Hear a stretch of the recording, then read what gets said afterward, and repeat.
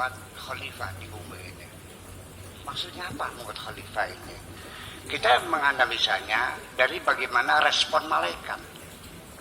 Nah, berarti malaikat paham kan maksudnya apa? Responnya itu ataja'alu fiha man yufsidu fiha wa yasfiku dima.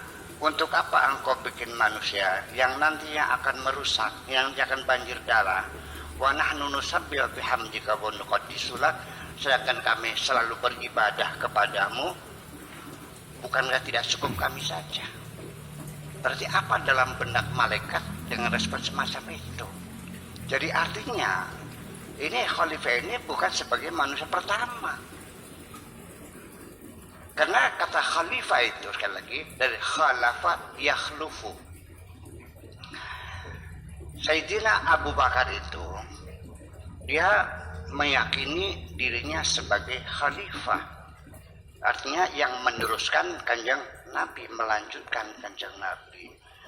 Baru Sayyidina Umar ketika dia jadi khalifah, dia sudah memposisikan dirinya sebagai kepala negara. Tapi Abu Bakar tidak, hanya melanjutkan Rasulullah. Makanya dia tidak berani melakukan apapun yang tidak dilakukan oleh Nabi. Al-Quran dikumpulkan saja ditolak karena Nabi tidak menyuruh. Dia hanya melanjutkan. Jadi kata-kata khalafa yakhlufu itu ada amama, ada khalfa. Kalau amama depan, kalau khalfa di belakang. Jadi jangan-jangan mana khalifah ini adalah orang yang akan disusul keturunan yang akan menyusul di belakangnya. Berketurunan akan berkembang biak nantinya. Maka yang terjadi ketika banyak terjadilah konflik semacam itu. Dan memang konflik sendiri juga sebenarnya sudah didesain oleh Tuhan juga. Dengan bikinnya malaikat bikin setan juga, ya itu artinya sudah disiapkan. Logika konflik itu sudah disiapkan oleh Tuhan. Karena tanpa konflik tentu ceritanya tidak indah. Kan semacam itu. Jadi kemudian lagi sebagai tambah dulu, sehingga ada lagi penafsiran begini. Jadi kalau kita melihat apa yang dipahami oleh malaikat khalifah itu artinya yang berketurunan. Adapun khalifah dalam artian memimpin, artinya juga sebelum Nabi lahir sudah ada banyak manusia. Mana mungkin pemimpin sendirian? Seperti itu.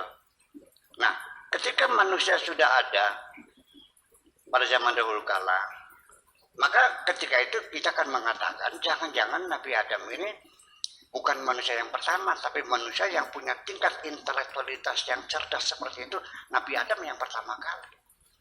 Ada proses evolusinya, bukan evolusi fisiknya ya, evolusi pemikirannya ya. Bahwa Nabi Adam lah orang yang pertama kali yang paling cerdas dalam dunia ini.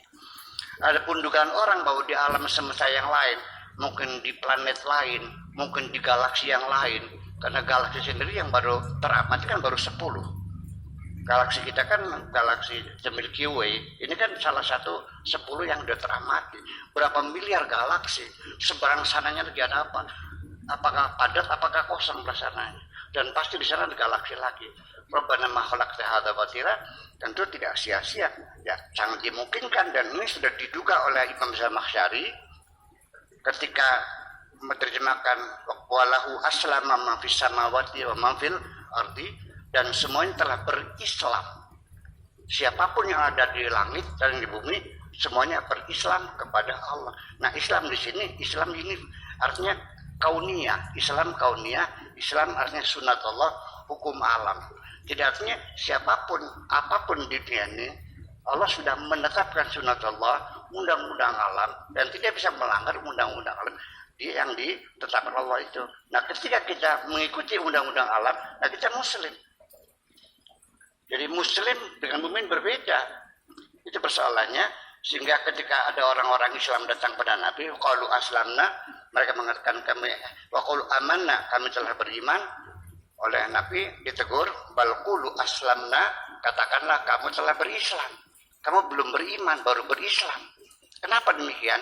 Walamma yadkhulul imanu fi qulubihim, karena keimanan belum masuk ke dalam hati mereka. Mereka baru muslim, belum mukmin.